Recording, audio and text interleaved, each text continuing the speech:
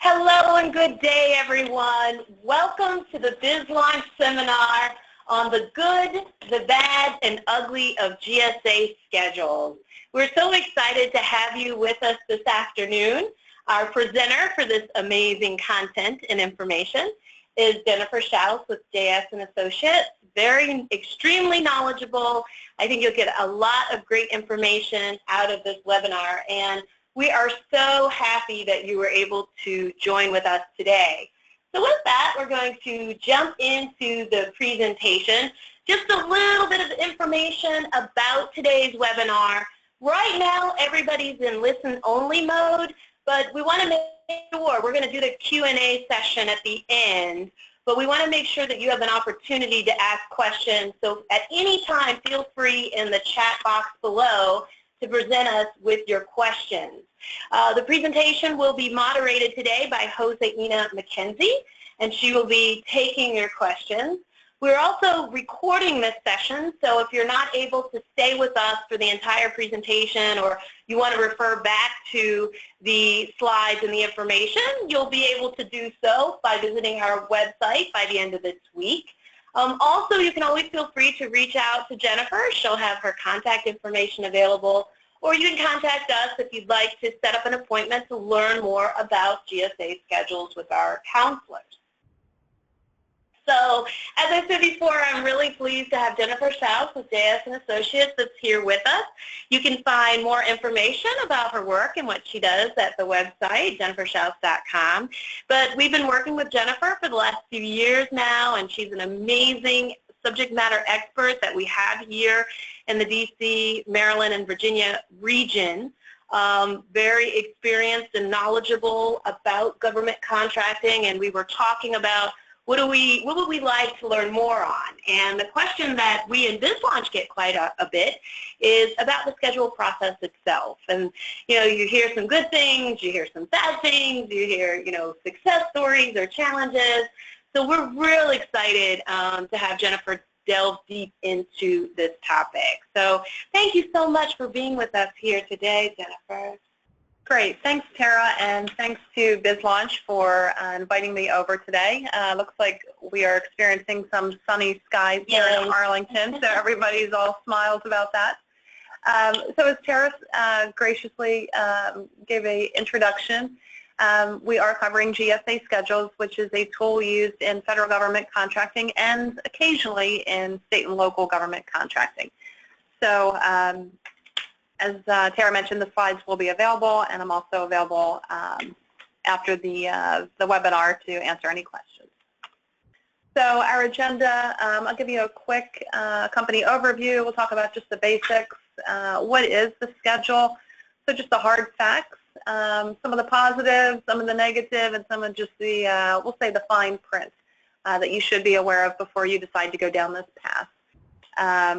And on the bottom right-hand side is where you can type in your questions, and then we'll just address those in the order that they came in towards the end of the program. Okay, company introduction. A little bit about us. We're based in Washington, D.C., right downtown. More or less have been in government contracting for 20 years. We primarily focus on helping companies with GSA schedules, but also provide other ancillary services, 8A certification, proposal writing, marketing plans for the government sector, capability statements, and those sort of related services. We also host events over at the Kennedy Center and other areas across DC where we have workshops and additional webinars. Our clients are both product and service related. So as an example, we have an Italian client that manufactures the walk-through metal detectors that you go through in airports and other government buildings. We've got plenty of clients in this area that focus on anything from cybersecurity services, professional engineering services, marketing companies, law firms and accounting companies that are doing work with the government. We do work with both large and small clients, so any of the small women-owned, veteran-owned, 8A, hub zone firms tend to be our clients, but we've also serviced Chevron, L3, Apt Associates, and a couple other large entities. So before we really get into kind of the, I'll say, nitty-gritty, I want to go through first what a GSA schedule is, so we know what we're talking about first, and that's where we'll talk about the basics here. So the basics of federal government contracting, for those that are fairly green to the industry, the government is the world's largest purchaser, larger than any other world government or any for-profit company that's out there. They spend billions of dollars. Now, if you break that down just to what's spent through the GSA schedule, on the state and local side, you'll see roughly there about $33 billion, and on the federal side about $40 billion. So still B as in billions, but really a small percentage, somewhere between, we'll say, 8 and 12 to 15% on any given year. So small percentage, but still a decent dollar amount. The government right now is going through something called LPTA, which is lowest price technically acceptable, meaning that they are putting out solicitations, requests for proposals, things that they want to purchase. And most of that is kind of being geared towards the government getting the lowest price possible. And sometimes the winning award is winning by anywhere from 2 cents to 5 cents. Meaning somebody came in at $100,000 proposal, and the person behind them came in at $99,000, $999.98. This has opened up the government contracting sector to a lot of new companies that have, we'll say, not too much experience in the sector. So they need to find ways to differentiate themselves and set themselves aside, which is something that a GSA schedule can do. However, there is a very long sales cycle. I'd say anywhere on the short side, maybe 18 months. More realistically, probably 24 months. This is one sector, though, that's so unique because there's so much available, required by law, public data on what the government is purchasing, on their budgets, on contact information, who the incumbent is, what the contract was awarded for, the dollar amounts, pricing for services and products. Another good, we'll say, kind of upside for the government sector is that set-asides, meaning small business contract awards, the government has a goal of awarding 23% to small businesses. That just means a direct contract from ABC agency to XYZ small company. A larger goal there is the 34.06%, which the government has the target of for subcontracting. So the large companies that have the government contracts are then going to be required to parse out about 35% to small businesses. Basic math here is going to tell you that you're probably going to have a better chance of winning some of these subcontracting awards and kind of make your entry into the market through those relationships. Okay, that's just kind of your federal government 101 on one down and dirty slide. Now we're going to dig into the GSA schedule. GSA schedule is a contract vehicle, or I'll call it kind of a vendor shortlist. It's a marketing tool only. And GSA just does a fantastic job of marketing themselves. So many organizations out there think that it's the only game in town. While the real fact is that other agencies have their own contract vehicles. For example, you've got DHS Eagle, Navy Seaport E, NASA SOUP, and the list go on and on and on. So one of the, not to jump to my last slide, but just be aware that GSA is one of many vehicles to sell to the government.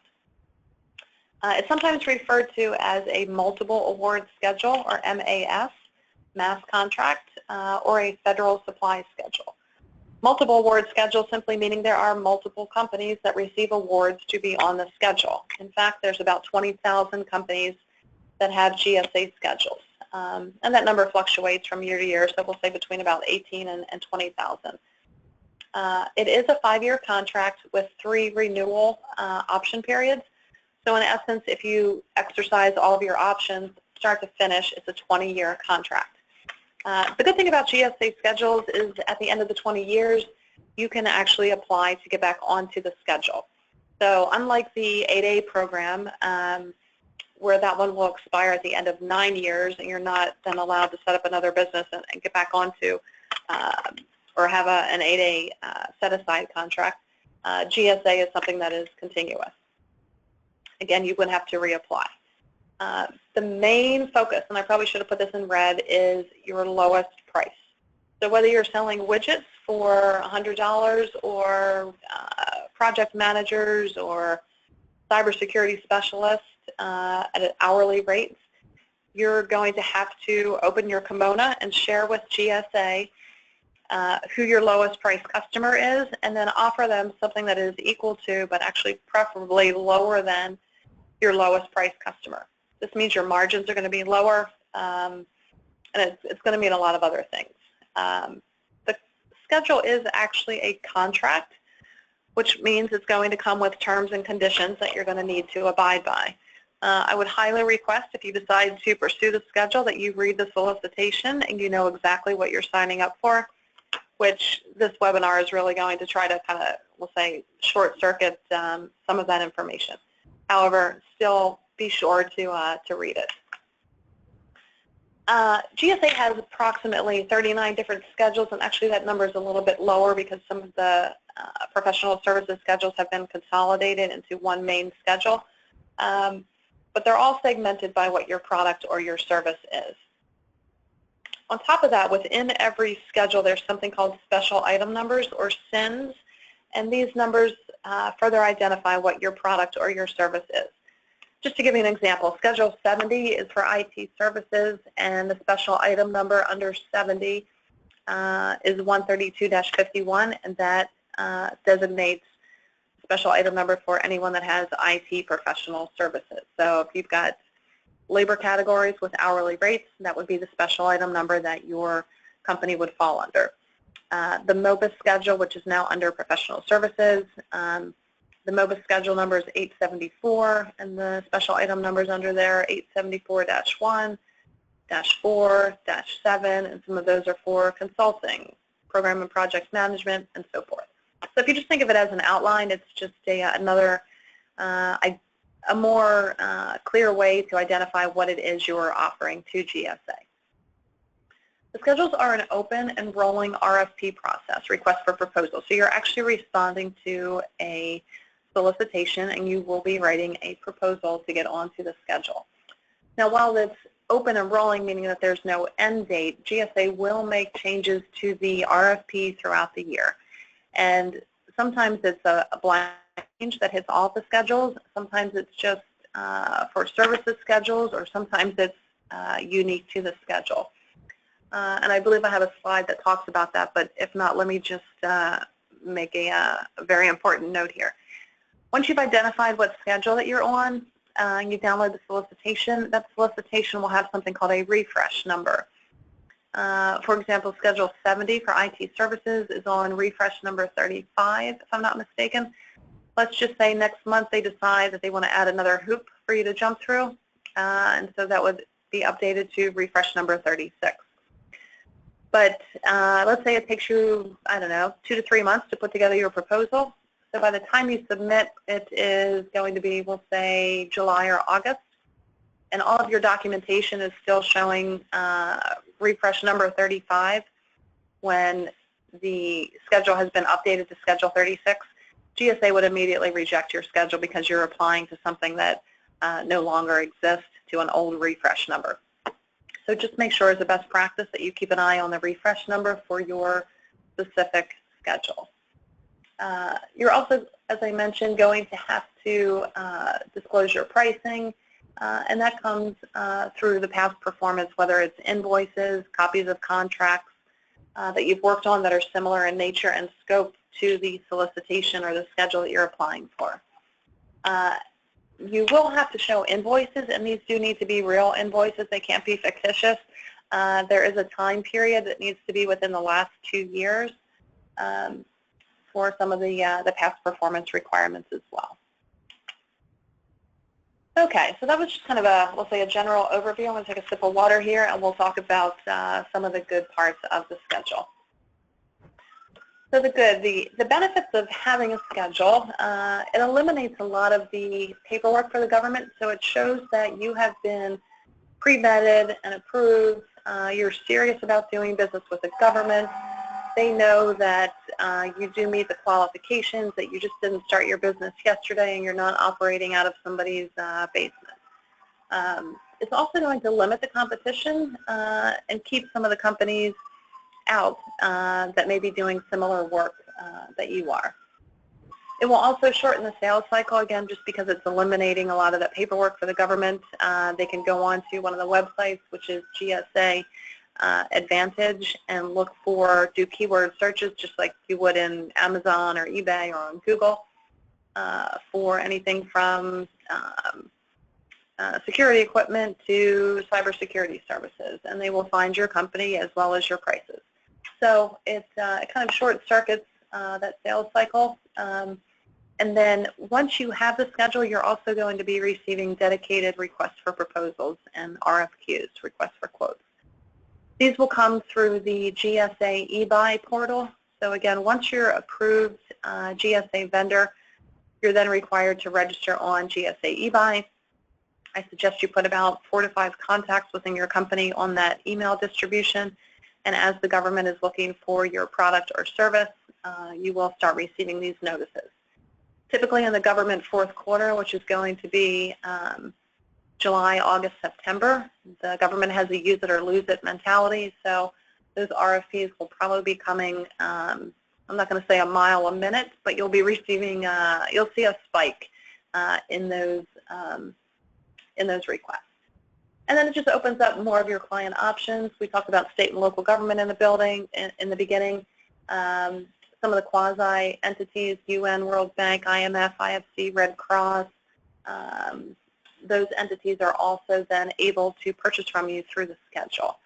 Sometimes you may have to educate them about that, but it does certainly help you diversify your client base, which is, I think, a smart thing to do, especially when you're selling to the government and we've got shutdowns, sequestration, budget cuts, and so forth. If you have some other mixes in there, it certainly makes it a wiser play in the sector. Okay, the bad. The bad is that the GSA schedule can be a lengthy process to get on, meaning that anywhere from a month to 3 months is a realistic expectation to put together a compliant, competitive proposal. But that's not really the long part. The long part is then once you submit your proposal to GSA, it's going to take them, on the short side, some schedules maybe 4 months. Other schedules, you're looking at 12 months or more for them just to review your proposal. And that's just the reality of it. And yes, I did say 12 to 16 months. If anything in your proposal is reflecting an old refresh number, you forgot to submit a year of balance sheet and income statement, there's many things that could trip you up, and if GSA sees any of those, they will be very quick to reject your offer, even if it's something very minor. So the way the folks within GSA operate is they have to basically process X amount of proposals in a given time period. So of course, if they can find something to reject, then they will, and they can move it off their desk. And you can quickly resubmit the next day. There's not a wait period as there is with the 8A program. Kind of the bad is also that this is going to be based on your lowest rates. GSA is requiring rates that are equal to or better than your, what they call your most favored customer or your lowest price customer. So there's going to be obviously lower margins when you're dealing with your lowest rates. They do, we'll say, kind of impose a sales quota, meaning that this is one of the terms and conditions. You've got to bring in at least $25,000 per year through your schedule, and if not, they will cancel your schedule. Now, $25,000 doesn't sound like a lot of money, and everybody says, oh, $25,000, that's like one sale for us. However, the truth of the matter is, we talked about 20,000 vendors being on the schedule. Right now, you've got about 63% of those companies have 0 sales. 63%. So more than half of the companies on the schedule have a big fat 0 next to their name. So either they got the schedule doing the build it and they will come mentality, or somebody sold them something that they didn't need, or they just haven't found the right ways to market and leverage their schedule. Again, if you don't meet that quota, they will cancel your schedule. I will make a note here that the first 12 months, they give you a, we'll say a grace period. So it's $25K for the first 24 months and then $25K every year after. So again, make sure you find out who your customers are and how they specifically purchase. If it's not through the schedule, they may use another contract vehicle or another mechanism. Let that information and let that intelligence and data guide your decision on getting the schedule or not. There's also another, we'll say, kind of negative here, which is the industrial funding fee, the IFF, industrial funding fee, 0.75%, which you have to pay to GSA every quarter, and this is 0.75% of your GSA schedule sales only. So if you have 0 sales for the quarter, you're going to be paying 0. If you have $5 million that you got a contract from DOD, but it wasn't through the schedule, you're paying 0. If you got a $1 million contract through Department of Commerce and it was through your schedule, then you're paying 0.75% of the $1 million. Either way, you still need to go onto the GSA website to report what your sales were, even if it's 0. So there is some, we'll say, compliance and maintenance on the back end, which you should figure into your just kind of overall investment into this or not. Additionally, for the service companies, even some of the product companies, as you start receiving these kind of specialized RFPs just for the GSA schedules, you're still going to need to write a proposal. So having a schedule does not negate the need to write a proposal. It's still going to be a necessary component. It may be a smaller proposal than some of these full-blown ones, but again, just keep that in mind. Now, some of the ugly, if the other slide didn't scare you guys enough. The ugly. So GSA must always be your most favored customer. This means that once you're on the schedule, should you give another customer outside of the GSA schedule a lower rate, you're then required to go back to GSA and offer them the same, if not a lower rate than what you're offering to that customer. And I've got an example on one of these slides. There's also the post-award reporting, which I talked about with that industrial funding fee, compliance, making sure that you have an accounting system that's going to be able to decipher between your government customers, your GSA customers, and then just your regular commercial nonprofit and everything else that you may do. And being able to monitor to make sure that nobody else is getting a lower rate than GSA. There's also GSA audits. I call them audits. GSA calls them CAVs, C-A-V, which stands for Customer Assisted Visit, which those really entail GSA comes out typically twice within every 5-year period. They will look at your commercial invoices, your government invoices, and your GSA invoices, again, really with the main impetus that they want to ensure that GSA, again, is still being maintained as your lowest price customer. They want to make sure that GSA is getting that industrial funding fee every quarter, and that all of your paperwork is compliant and current. When you do exercise your renewal at the end of every 5 years, there's additional paperwork. It's just like kind of reapplying to get back on. If you want to make modifications, meaning you want to add a product, add a service, add a special item number, add an additional schedule, change your price, change your address, your company gets bought out or you merge, or there would be an innovation agreement. All of those require modifications, which take time, effort, and then there's sometimes a little bit of a backlog on the GSA side as well. Also, some of the systems that GSA uses, which probably not surprising, are not exactly Windows-based or user-friendly. So they are somewhat archaic and will also add some time and delays to the process. There's no guarantees. Again, the GSA schedule is not required at all to do business with the government. It's a marketing tool only. I mentioned that sales quota and the 63% having a big fat 0 next to their name. We talked about the numbers, that it's really only used in a very small number of purchases. It's still billions of dollars, but a small amount of purchases. And I would say kind of the 80-20 rule. So within the GSA schedules, you've got about 5% of the vendors that are doing about 80% of the revenue. And on top of that, it is just one of many contract vehicles. So they just do a great job of marketing themselves. That's why many people think they're the only game in town. Again, it really behooves you to find out who is your customer, how do they purchase. They may love GSA and they may not. So before you pursue the contract vehicle, make sure you understand your customer and their needs. So some of the main requirements, if you haven't been scared off by the bad and the ugly, you will need 2 full years of financials, balance sheet and income statement, preferably not showing any losses. And the 2 full years, you should be showing revenue. So if you just started your business in January of 2013, but you didn't start showing revenue until June of 2013, it would certainly be a wise decision to wait until June of this year where you had 24 full months of revenue.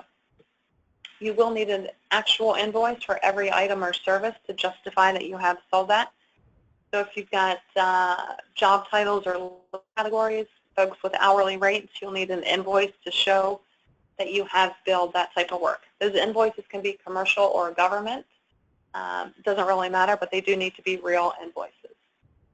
We talked about the special item numbers or the SIN numbers, which are just the further identification of what it is you do. For every schedule except the IT schedule, you will need 2 contracts within the last 2 years down to the month that you're submitting to show that you have done this type of work. Along with that comes a 4-page narrative each. So for 2 contracts, you would submit the contract, statement of work, a 4-page narrative. So times 2, you're going to have an 8-page writing exercise.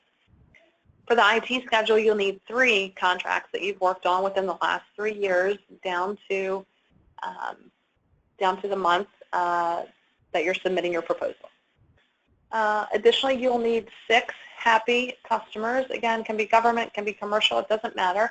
And they will fill out a survey through Open Ratings, which is a privately held company. That'll cost you about, I think it's $200, maybe $185.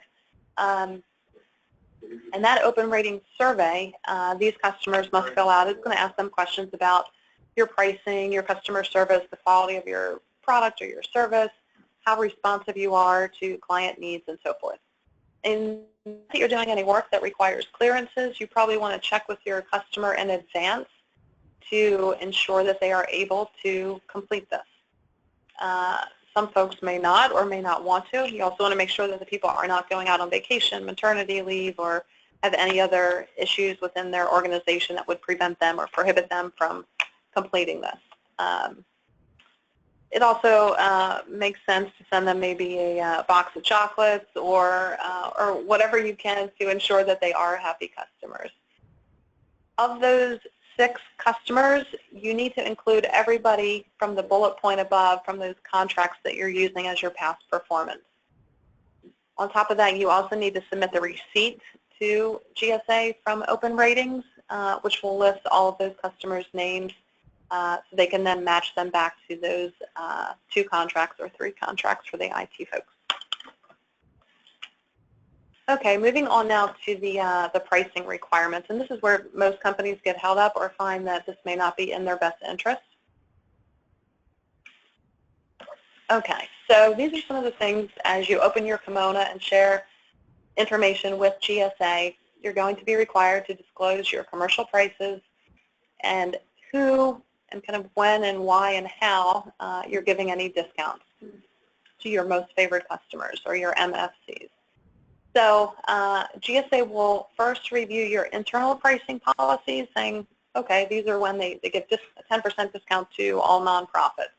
And they will also then review all the other companies on the schedule that provide the same or similar services as you to ensure that your pricing is fair and reasonable. So just as an example, if your labor category is a project manager and you're proposing to GSA a rate of $100 per hour, but everybody else that has project managers on the GSA schedule has a rate of $90, GSA will more or less force you down to that $90 rate. Now, I think it would be smart to find this out in advance, and you can certainly do that through the GSAadvantage.gov website. You don't want to go down this path, complete all the paperwork, make the time and money investment, even if you're doing it yourself, only to get onto the phone call with GSA when they start negotiating and push you into a price point that you're not going to be able to live with, or that would put you out of business. For companies that have products, they're going to do the same thing. And then some products are kind of, we'll say some schedules that have products, for example, the office product, the JanSan schedule, janitorial and sanitation, is now being closed to new offers, meaning GSA looked at the schedule and said, hey, we think we have enough vendors. In my opinion, it kind of hurts small businesses that want to sell those products to the government. But unfortunately, that's the way the administration is going in this direction. So here's just an example. You're disclosing your commercial prices, your policies. You identify who your most favorite customer is per item or per service. GSA will then determine that customer is your basis of award customer. And then your GSA rates are typically are going to be your best price customer.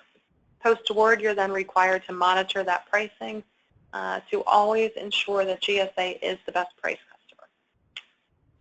And here's just an example. Whether this is $100 for your widget or $100 per hour, let's say Coca-Cola is your most favorite customer and you give them a rate of $90 for your widget or $90 per hour for that program manager. So you offer GSA a little bit of a discount, $88. Now suddenly post-award, meaning you're already on the schedule and you get a new customer, ABC company comes to you and they say, hey, we want your widget or we want your project manager. And let's just say it's a big flagship customer, so you give them a great discount, $85. You're then required to notify GSA, and now you have to give GSA that same rate of $85. This is what's called the price reduction clause. Now, companies have been caught in this either through audits or just other people turning them in and have owed thousands, millions, hundreds of millions of dollars to GSA. Another thing that is very important that I don't think I mentioned is your GSA rates are only a price ceiling, so a not to exceed rate. So once you're on the schedule, as you start bidding for contracts through your schedule, let's just use the same example, the $88, and let's say you get something through GSA eBuy from USAID and they want your services or your widgets. So you say, okay, our GSA rate's $88, but we're going to go in and bid $85. That's fine. You are allowed to give, and really actually encouraged to give anybody that's trying to procure from you or purchase from you through your schedule lower rates. So again, your margins will be a lot smaller. You need to kind of make that up in volume. But you are allowed to give lower rates through your schedule. It's just anytime you provide your services or your product outside of GSA, your accounting system needs to be able to kind of have some dings on it or have something in it to be able to catch those occurrences. So some conclusions here as we wrap around. This is really not for everybody. Again, about 20% of the companies that are on the GSA schedule are really bringing in about 80% of the revenue.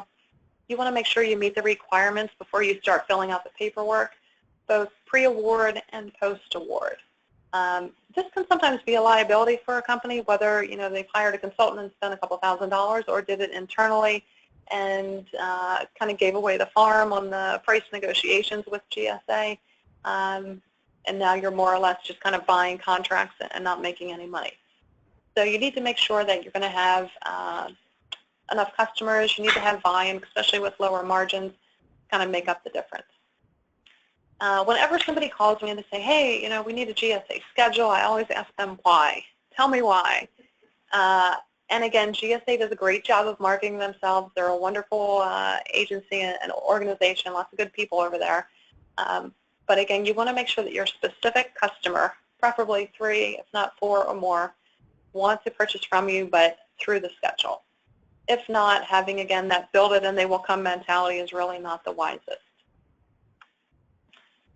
There is certainly a back office compliance investment, so all that reporting, the paperwork, having somebody either manually or your accounting system to monitor the price reduction clause, still writing proposals. The sales rep, I highly, highly, highly recommend having a human being with a heartbeat that understands government contracting, understands the schedules, understands your specific product or service, and knows how to leverage GSA schedules to kind of help you drive that business. Again, it is a contract, so please read it forwards, backwards. It'll put you to sleep, but make sure that you do read it. You're going to be signing off on this, and there are terms and conditions and repercussions. So make sure you understand exactly what it is you're signing up for. And on that note, I will say thank you again to AED, to Tara, to everybody that's joined in on the call.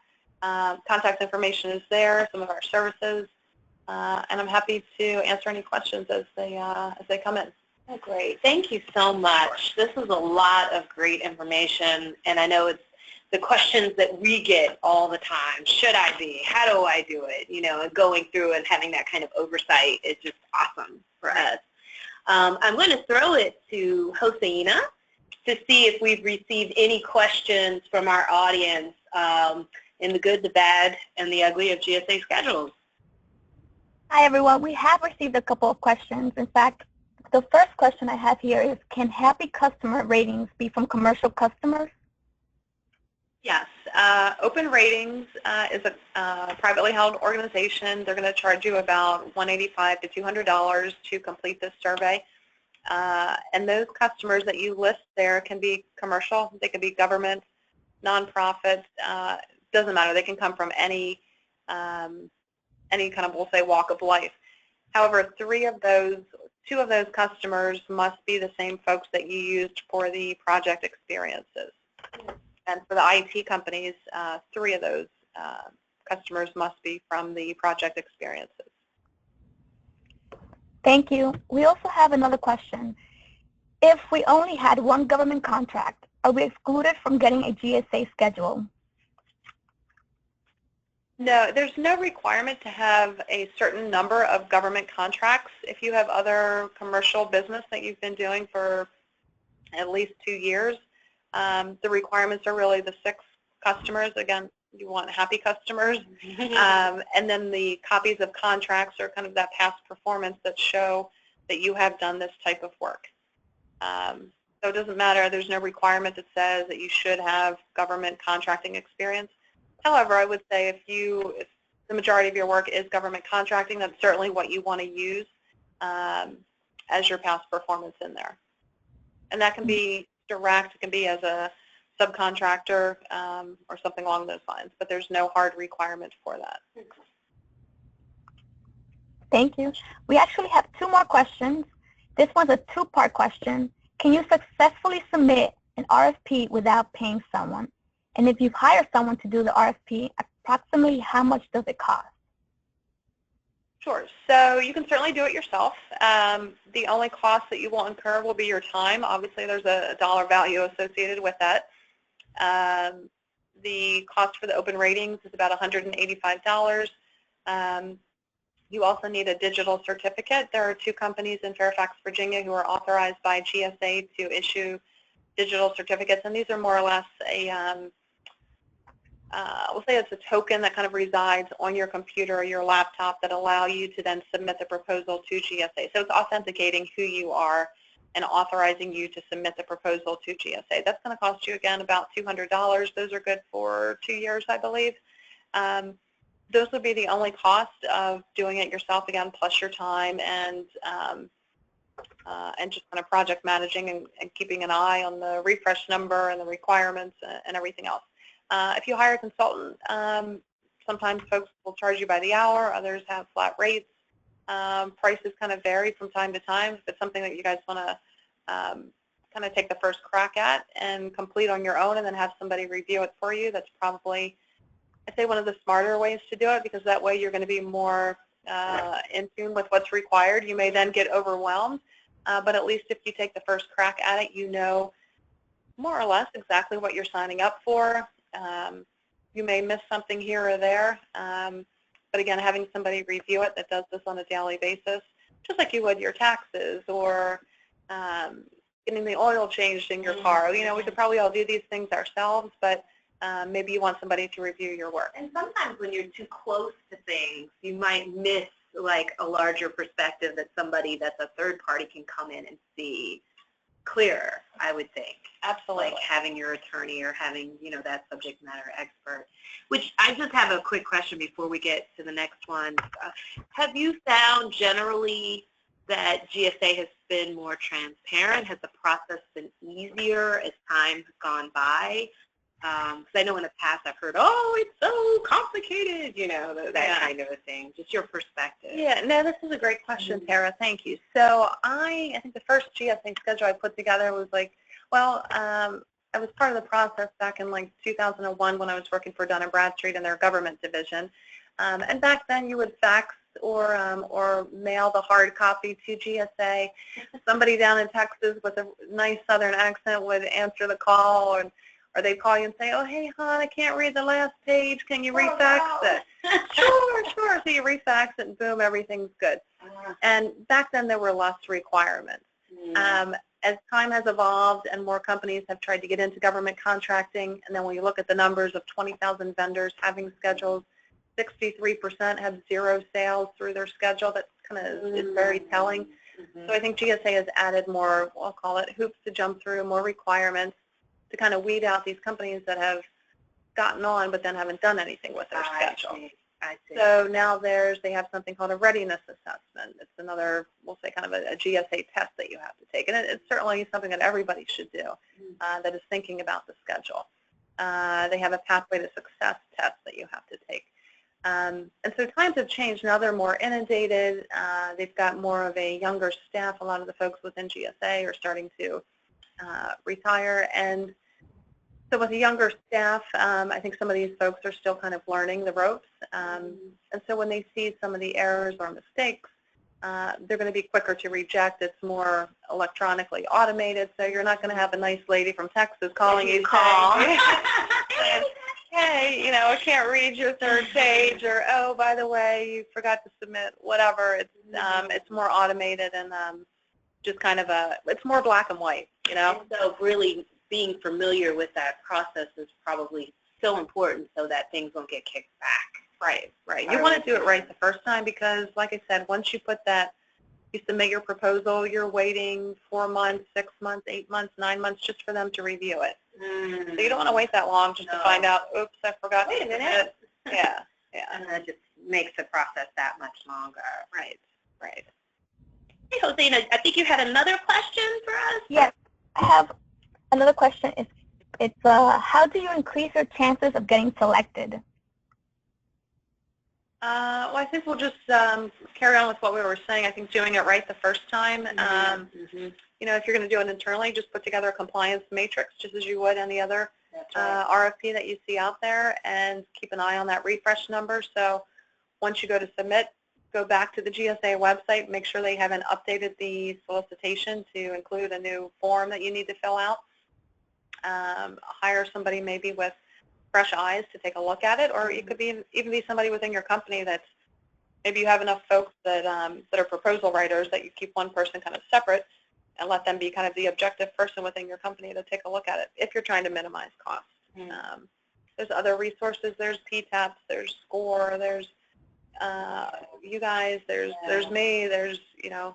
There's so much. I think we're lucky that we're in the DMV, DC, Maryland, Virginia region. Absolutely. Because the resources are so wealthy here. Right. And it's not like we're in, you know, Jersey, you know, not to put down Jersey, but, you know, we're right within the system, and then there's so many just organizations surrounding that could help. Absolutely. So it's not like you're an island to yourself and that you have no support. Right. And GSA has a really great website called Interact. I think it's just gsa.interact.gov, or it could be interact.gsa.gov, but Google that. They will put a lot of information out there on webinars, in-person classes, usually in this area that they host. GSA even has their own trade shows, or they did in the past, where they will, in various cities across the country, basically market the vendors, the GSA schedule holders, to government buyers. So you'll basically go out there, you've got a booth, and everybody, all the government buyers that come in know that you are an approved GSA schedule holder.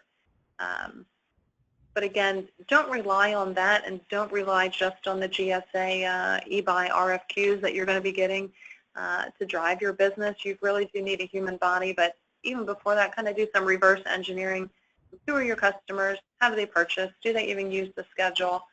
If they don't go through the headache, because there is a lot of paperwork, there are a lot of forms, there's compliance, post-award, your pricing is 99% of this, and pricing is everything in business. Either you're going to be profitable or you're not. So if the schedule is going to squeeze you too much, then maybe you partner with somebody that has one, or maybe you look at a different contract vehicle, or other areas to kind of diversify your business. And it's interact.gsa.gov, and thank you for that tip. I had never known about that resource. So if you all are out there, I would definitely take a look. It looks like it's got a wealth of great information. Indeed. And so, Josina, any other questions? Someone asked how they can get a copy of the slide.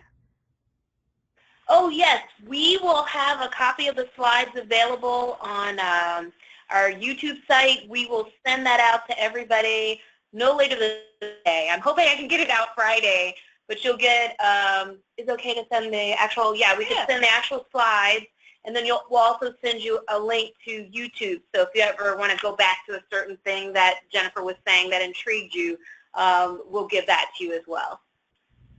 And just on top of that, I'm also, on my website, we have a section just called webinars, and there's about 25 different topics on government contracting, all from DCAA compliance to 8A certification to teaming and partnering to GSA schedules. So we'll also add this to the webinar section of our website under GSA schedules. See, when we talk about resources, and there we go. Great.